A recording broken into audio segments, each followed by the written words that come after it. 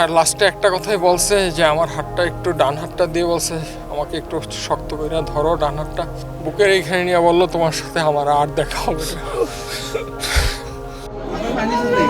Milestone school and কলেজে বিমান বিধ্বস্তের ঘটনা ঘটে গেছে দুদিন আগে, কিন্তু ভয়ঙ্কর সেই মুহূর্ত যেন এখনও তাড়িয়ে বেড়াচ্ছে গোটা জাতিকে। সামাজিক যোগাযোগ মাধ্যম থেকে শুরু করে মানুষের মুখে মুখে এখনও কাঁপে সেই বিভীষিকার গল্প। মনে হয় প্রতি মুহূর্তে কেঁপে উঠছে চারপাশ হাহাকার আর আর্তচিৎকারে। এই ভয়াবহতার মধ্যেও একটি নাম বারবার সামনে আসছে, শিক্ষক মাহারিন চৌধুরী।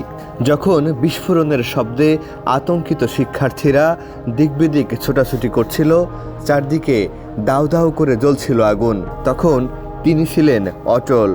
ভয়কে উপেক্ষা করে, মৃত্যুকে আলিঙ্গন করে মায়ের মতো বুকে আগলে রাখেন শিক্ষার্থীদের।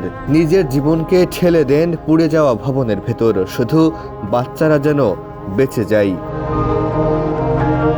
চাইলেই সরে যেতে পারতেন, বাঁচাতে পারতেন নিজের জীবন, কিন্তু তা না করে একাধিকবার ফিরে গেছেন সেই শ্রেণীকক্ষে যেখানে আটকে ছিল তার বাচ্চারা। আগুনের মধ্যে ঢুকে টেনে বের করে আনেন অন্তত 20 জন শিক্ষার্থীকে। যখন তার শরীরে আগুন লেগে যায়, তখন স্বামী মনসুর হেলাল ফোন করেন, বারবার অনুরোধ করেন তাদের 2 সন্তানের কথা ভেবে নিরাপদে সরে যেতে। মাহারিনের জবাব ছিল, এরাও আমার বাচ্চা, তারা পুড়ে যাচ্ছে, আমি কিভাবে সহ্য করি। এরপরই আগুনে দগ্ধ শরীর নিয়ে বার্ন ইনস্টিটিউটে নেওয়া হয় তাকে। চিকিৎসকরা জানান শরীরের শতভাগই পুড়ে গিয়েছিল। এদিন রাতেই লাইফ সাপোর্টে থাকা অবস্থায় শেষ নিঃশ্বাস ত্যাগ করেন এই শিক্ষক। ঢাকার উত্তরায় মাইলস্টোন স্কুল অ্যান্ড কলেজে যুদ্ধবিমান বিধ্বস্তের ঘটনায় নিহত শিক্ষক মাহারিন চৌধুরী আগামী 28 জুলাই গ্রামের বাড়ি নীলফামারীর জলঢাকায় যাওয়ার কথা ছিল। সোমবার দুপুর 12টার দিকে তিনি এলাকার কয়েকজনকে ফোন করে জানান এ মাসে আর যাওয়া হচ্ছে না, কিন্তু আগামী মাসেই বাড়ি যাবেন।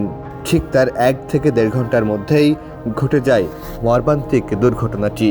সেই দুর্ঘটনায় প্রাণ হারান তিনি। Pick your card, tap and go. Universe. Sign up for PathaPay. PathaPay, your universe, your way. Maharin Chowdhury milestone school and কলেজের দিয়াবাড়ি শাখার সমন্বয়ক ছিলেন। মাহারিনের মৃত্যুতে কেঁদেছে পরিবার, স্বজন, বন্ধু আর গোটা জাতি। চলে গিয়েও রেখে গেলেন ভালোবাসা, মায়া আর অনন্ত শ্রদ্ধা। মামুন সোহাগ, সমকাল।